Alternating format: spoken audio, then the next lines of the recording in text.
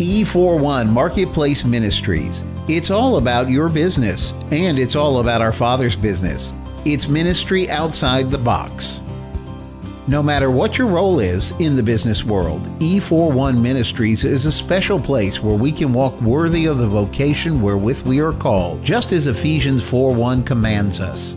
In today's busy and frenetic world, it's a blessing to know that God has a plan to bring hope, comfort, and peace through Marketplace Ministry. The E41 Marketplace Ministry of the Fellowship, it's a kingdom-building business. Hi, I'm Kerry Fink, and with E41 TV. The E41 Marketplace Ministries is part of the Fellowship, and we're excited that you've joined us today. We're committed to talking about marketplace ministry, and specifically E41 is what we refer to as Ephesians 4:1. Walk worthy according to the vocation to which you're called. And so that's what we're here and we're all about. And Dr. Dave Robinson, who is sort of the inspiration, and he's really devoted a lot of his life to marketplace ministries, he's really concerned with the fact that we talk about that 1 in 5 Americans attend church regularly, whereas 90% of the people that are Americans are in the marketplace. So the real question, what we want to address, what we want to discuss, what we want to provide and empower you with are means and ideas and tactics to help us really increase evangelization in the marketplace. And so to that end, we have what I would say would be the perfect guest. It's Dr. Steve Biffle. Steve is an amazing character. We were just talking about this before the cameras were rolling. Thank you for being with us. Thank you for having me. You wear so many hats. You're the executive treasurer of the fellowship. You're a CPA by trade. You work with clients all over the country. You're involved in everything from helping businesses organize their finances to individuals when it comes to their taxes, all those different things. And then on top of it, you're a full-time pastor. Full-time pastor. How do you keep all that going? Sometimes it can become difficult, and some of them, they sort of meld together at times, but the Lord just helps give us the ability to continue on in whatever field that I'm in today. Now, I heard that. Well, one of the things that why I said that I really believe Steve is such a perfect guest for what we're talking about is because one of the goals is if you are in full-time ministry where you are actually working with a church, with a ministry, with an organization full-time, one of the things that we want to do is we want to help you and the people that work with you to empower them, to empower the people that are connected to your ministry, the people coming to church on Sunday, the people who are that you are training and equipping so that when they leave the church walls on Sunday and they go back out into the world on Monday, Tuesday, Wednesday, Thursday, Friday, they're equipped not only to handle it, but also to be good lights we're called to be light in a dark place to do that. But then also the flip side is if you are not in full-time ministry per se, in an employed full-time ministry sense, but you are active and you're a Christian in the marketplace, how can we work through the challenges and things that we face? And that's why I say I can't think of a better guest than you because you represent really all facets of that. So let's talk about on Sunday morning when you're talking to the people who look to you for leadership on a spiritual level. What is the approach that you take that really will help them help grow the church, and I mean the church in general, Sure. when they go out into the marketplace? Yeah, one of the things that I've seen in pastors and in churches today, too many times we get too focused on building up inside the four walls.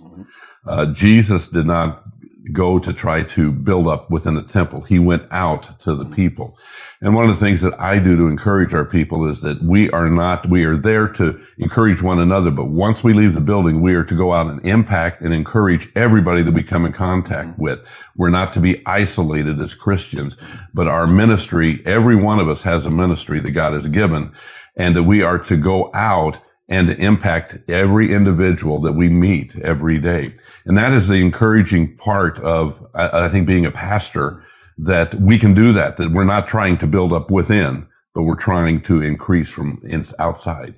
No, absolutely. And then if we put on the other hat, when you go to the accounting office and you're now in charge of a staff that's busy helping people, like I said, with their businesses, with their personal finances and their taxes and all those issues that can come up with that. And one of the things we were talking about before the cameras were rolling is like, you're dealing with people that may not necessarily share the same faith with you, or they may have no faith at all. Absolutely. It's very interesting in my accounting practice. We've got clients of all different kinds of faith. We've got Muslim, we have Hindu, we've got Christian Scientist, we've got Seventh-day Adventist, you name it. I've got it in as a client. So it makes it very interesting to try to relate from a spiritual aspect with some of these. The thing that I have found is that you've got to show people that you care about them as an individual, not that you care about them as a client, not that you care about them as another business associate, but you care about them as an individual. Mm-hmm. And when they see that truth in there, that you care really about them as a person, you care about what happens in their life, you care about what they're going through, it opens up opportunities for you to be able to share your faith. It opens up opportunities to be able to encourage them, to pray with them, to bless them. I've got several Muslim clients that, and some know that I'm a pastor, some clients don't. Because I don't want to come in and say, make them feel like I'm going to preach to you today. Mm-hmm. I want them to know that I love them and care about them. Mm-hmm. But I've got several Muslim clients that throughout the last couple of years that they have come back into my office and will sit down and say, I've got a problem. Will you pray about this for me? Mm-hmm. And I'll sit and pray with them. And a lot of times, you're going to pray with me? And I go, yes, let's just pray right now. And it shocks them. But I've been able to make the connection with them because they know I care about them and concerned about them, that they have the confidence to come back and say, hey, we've got a need. Can you pray about this? And, and so this gives me an opportunity not only to pray, and sometimes you can't really share with them to really share the gospel. But when you pray for them, you share the gospel in your prayer. Yes. And so it opens up the doors. I've got other clients of whether they're other faith, and one client in specific, a lady that she's told me she'll have nothing to do with church. Mm-hmm. Doesn't want anything to do with God. But yet she has come in twice, and I've asked her, because I knew she didn't have a tax problem or a financial problem. And I come in and ask how she was doing, and we'll talk a little bit. And I said, well, what can we do for you today? And it gave her an opportunity. She was going through some issues with her family life, and she was struggling with it. She said, I know that you pray. Would you pray for me? And so because we cared enough about them as individuals, that they have the ability then to come back, and we have an opportunity to be able to share and minister to them. And so this becomes valuable that I can share with our people in our congregation, that you don't have to be a pastor, that you have an opportunity when people have a need. If they see that you care, if they see in your life, sometimes, of course, we use the phrase, and sometimes we throw it out pretty easily. Well, you're going to be the only Jesus that some people will see. Right. And maybe we don't take that seriously. Right. But it is true that some people, how do you live your life? How do you talk? And the opportunity when you go out, you may not be able to share. You may be in an environment, in a business to where, you can't share your faith, but you can live the life. I've heard that come up in several of the episodes that we've filmed, particularly, for example, in people who work specifically either in government or in government funded organizations where the constraints are so severe about how they have to really walk through this minefield. And there is a thing that seems to be resonating that comes out over and over, is that, well, when I walk in integrity and truth and don't compromise, it just naturally ends up people see something special about that. And I thought it was really interesting in the commentary that one person who has dealt with inner city ministries brought up the point that particularly in those kind of intense and hostile environments where people get really pushed to the mat, a lot of it is really that they don't see any hope. Mm-hmm. They don't, and so this person was relating the issues that you see, for example, in the ghetto with drugs and things. Are really just symptomatic that there is no hope. There's no, right. So everything becomes about that. And what a Christian has to share is that there is a hope. There's an answer. The universe isn't being operated by a madman. There's a God, and He cares, and you got to get that relationship connected up. So, but one of the things was that, just like what you were saying, I was curious when you told the story about the woman who really sounded like she was mad at God. Yeah. But at the moment when things were really moving around in her life, and she needed something to anchor hold to. There was something buried down inside of her that knew where she needed to go. Absolutely. But you had obviously, because you had built the relationship, she had the trust, believed you have the integrity, and that you were a person she could share this with. Sure. We often put people in different categories, and we try to make them, well, they believe this or they don't believe this, so I really, don't want to have anything to do with them, or, why should I have to minister to them? We need to stop putting name tags on people or categorize and see them. They're all creations of God. Right. And, and don't politicize it. Yeah. Let's give them the love of Christ from our lives in it, and it'll change. Instead of looking at who they are, where they come from, what political background they are, and say, hey, that's a child of God, a potential child of God that, to live for them if we're the ones to be able to connect with them. No, and that is so true, because really when you think about it, the grace of God, is there, and it's for the Bible is clear, for whosoever will. And so part of our job is to make sure that people are exposed to it. We were having the discussion, I think, that, we've got generations now who were raised in a school system that doesn't permit prayer in school. So if you think about it, you've got now raising generations who have never even heard of this fellow called Jesus, because nobody has been able to present that in their past. So hopefully one of the greatest mission fields for us is in the marketplace, because that's an opportunity where people are. And for many times it becomes the first time they really get acquainted with that. Sure. A lot of people know about, you can take the surveys and, they say, oh, I believe in God. They can take surveys, say, yeah, I'll go to church every once in a while. But how many out there in the world, in the marketplace, really have a connection with God? And that's where it's very few. And, they say they know about it, but do they know him? And that's where we come in contact, to be able to go out and to be able to, they can see Christ through us in how we live. Like you talked about, the integrity and living upright, living righteous, doing the whole thing. They will see that. And yet if we're inconsistent in our living, they're going to say, well, do we really want to be a Christian? Is that what Christ is all about? So it's very important for us in our business dealings. Are we honest? Are we doing the right thing, doing the moral thing, is what the world looks like? Are we trying to cut corners? Are we trying to cheat and trying to, benefit us instead of being fair with others? That's as much a part of ministry work as it is in sharing your testimony. Isn't that true? And so we'll have an impact on the clients that we come in contact with other business individuals, when they see, I can trust that person. That business that they work with, I know that they're going to treat me right and do me right. They're not going to cheat me. And it helps you to develop that relationship where somewhere down the line, they're going to say, why do you live your life like that? And we have an opportunity to share. It may not always be in the marketplace, in the workplace at the time, but there will be a time maybe outside, and they say, let's talk more. Let's get together on this. Why? And so it's very important that, our life isn't just the one way on Sunday mornings in church and something different through the week.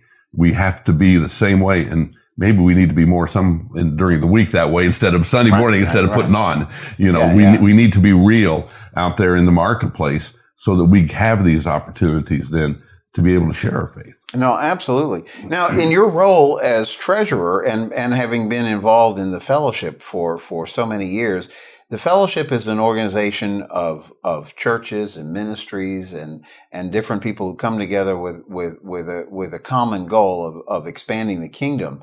And so it's composed, it's interesting because it's composed of people who are full-time ministry, then people who are full-time ministry and seem to be full-time business as well.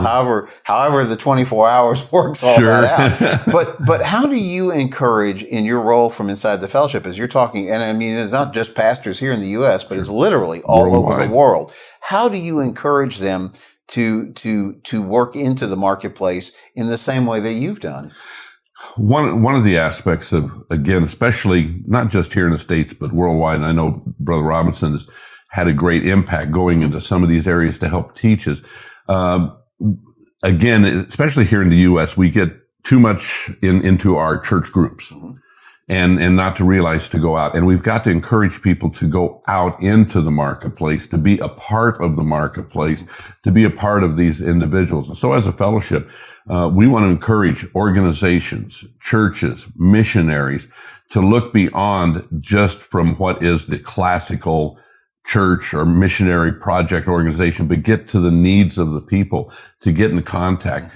One of the things, one of our vision statements on our church in Columbus, Ohio, was the fact that connect with people, then connect them with Jesus. That is our whole thing about, we got to go out and connect with them first. And trying to get in every aspect of the fellowship. We're seeing more of that, whether it's in the missions program, the education program, whether it's in the marketplace ministry, our churches, whatever. We're emphasizing more of connecting and trying to get into connection with people, get out of our comfort zone, get out of those areas that we're sort of thinking it's real easy to do, but be challenged out there and to step outside and to get in with people, to be able to say, hey, here we are, and we've got something that you could put into your life too. Absolutely. When you were saying that about you've got to connect with people first, I was thinking about something our pastor some years ago had asked us collectively to help build some wells in Africa, some water wells. And he said people are dying over lack of water in this particular area of Africa. And what was happening is there was two warring tribes, and it was about control of where the water was in this arid desert. And so he said, I want us to go out there and he said, before we're going to preach, we're going to build a water well. Because we need to hand them what they need, then it opens the door for us to talk, absolutely, to share what, because we're doing it as Christ would do. And I thought that really dovetails so much with what you had mentioned about the mission statement for your church was, let's first show them we care, and then we're going to show them Jesus. Because over and over, we talked with a gentleman here just a short while ago who said, I was in a construction type of business, and I wasn't a saved person at that time in my life, but I had some people working underneath me who were just always able to do that. He goes, and quite frankly, because I knew they wouldn't complain, I'd give them the toughest jobs. and lo and behold, I said, so it was like, isn't it funny how God had a plan even when we didn't know there was a plan there? It's really kind of fascinating when you think about it. Very much so. Yeah. If we go out and meet the needs of the people, and too many times we think, well, let's go out and evangelize and preach and teach and everything. Well, sometimes if they're hungry, they're thirsty, if they don't have any clothes or they don't have any place to be, they're not going to be open. But, you go out to show that you care, to help meet the needs, and it'll open up in the marketplace. Just like with any other type of business, whether it is a client or maybe another businessman going out and sharing and what can I do for you today? Yes. What can I do for you? Not tell them, well, hey, Jesus does love you. Well, that's true, but what can I do for you today?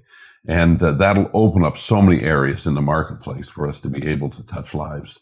Yeah, it's really amazing when you stop and consider that, if we think about it, even in the Bible, Jesus had more trouble with church folks than he did with people in the marketplace, and because they're like, wait, you can't heal him. It's Sunday. That's not permitted. So the religiosity of sometimes the things that we, in thinking we're doing the right thing, we get tied up in something that's not really being effective. And it seems like what Jesus was showing us throughout all of his actions is that let's lead, or let's teach by example. Let's do that. And so that's really the part, I think that marketplace ministry offers so many, opportunities to do, and for people not to be afraid of that. Absolutely. So, well, let me ask you this. Anything else that, if you were going to share sort of a nugget of wisdom or I guess I would say, some thoughts to a pastor. He's really serious. He's called by the Lord. He's got his church. He's got his congregation. He's working to grow, to make the whole thing go. As we know, it's a tough job. It's a 24-hour-a-day job. Everybody dumps their problems at your doorstep. How do you work with all those things? How would you encourage them to think about the the marketplace ministry? The big thing is to be able to, first of all, look out at your congregation and see that they are the marketplace to begin with, right there. And you see that you're meeting the needs as a pastor to be able to teach and input into their lives, but to be able to put into them something that they can take. And if they can take it out and impact somebody else, that is going to be the key. Once you be able to input into their lives, then you have to encourage them to be able to do it, and then to help set up some ways to be able to, for them to be able to implement it. Because a lot of people are willing, and maybe in some cases able, but they don't know how to take the next step or what to do. Sometimes they just need a kick in the seat of the pants to get out of the pew, to get out into the street. And that's where we come into where we should need to maybe develop something for them to be able to do that. And every city, every church is different. Every city, every church has different opportunities, and everyone is unique in their own ways, and every pastor has their own passion and calling. But we should all have that same calling to be able to go out, not stay inside, but to be able to go out. And so the encouragement there is saying, hey, we are all called. And that is the very first thing. It doesn't say just the 12 disciples, just you guys go out. It doesn't say just pastors or just missionaries or evangelists, but we are all called to go out. And so we need to encourage those in our congregations to say, step outside these four walls, get involved with people, connect with people out there, and display the life that we should 24/7. And that will help open up opportunities in the marketplace, whether you are an employee, whether you are a business owner, no matter where you fit into it, or maybe you're a retired person that is not, working at this stage, but yet you have a contact with somebody in the marketplace every day.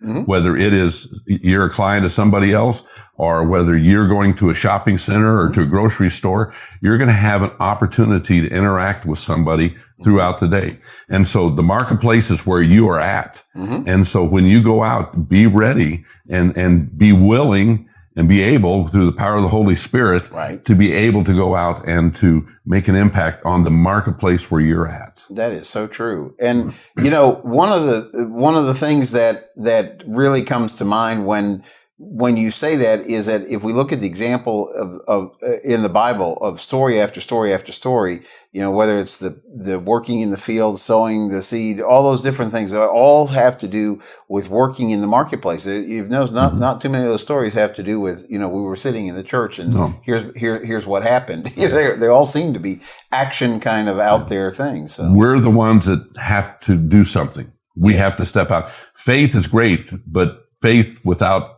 doing something isn't any good. That's I think the Bible says that.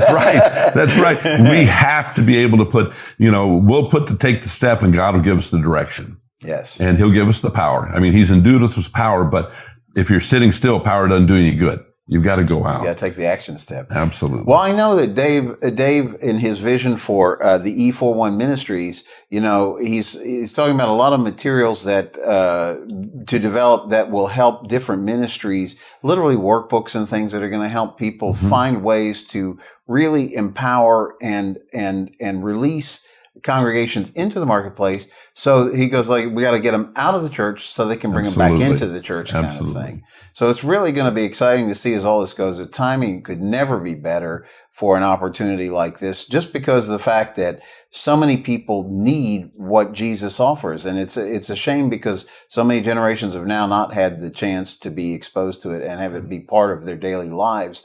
So there really is this moment now. And it's just exciting to see, to hear these stories, because everybody is working on it and getting sort of a spotlight or a focus on it. I think it's going to make a huge impact.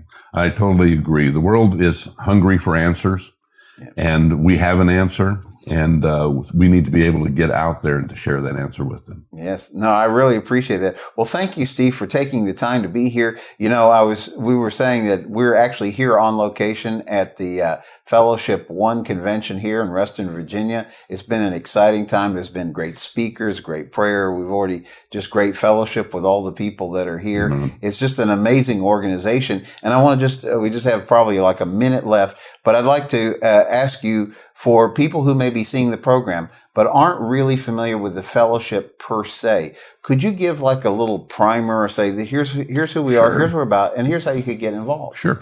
The fellowship is an organization of independent individuals, churches, ministries, missionaries, organizations throughout the United States and the entire world. We're brought together under one like binding aspect of serving the Lord, Holy Spirit empowered fellowship, and we connect together to be able to empower you and to help you in your ministry. One of the greatest aspects is we give the IRS covering on a 501c3 basis for churches and organizations, which is unique. But we also then have an opportunity as individual ministers to be able to join together, to be able to, just like the conference that we're at now, to encourage one another, to be able to get other tools and assets into your hands. If you'd like to become a part of the fellowship or learn more about it, you can find it on our website, which is www.thefellowshiptoday.com. Or we are also located in Irving, Texas, 1000 North Beltline Road in Irving, Texas, and I don't remember the zip code offhand, but you can contact us through that, or just contact us through the website. You get all the information about the fellowship there. We'd love to be able to share more about it and have you a part of the fellowship worldwide, doing the work of God for to increase His kingdom, not ours, but His kingdom. Amen to that. I can't think of a better way to close out the show. Thank you, Steve, for being with us today, and thank you for joining us for E41 TV as we work to really make the marketplace ministry a total success. And we just thank God for being an opportunity to be part of that. So thank you for joining us, and help share the word, E41ministries.com. Thank you. God bless you.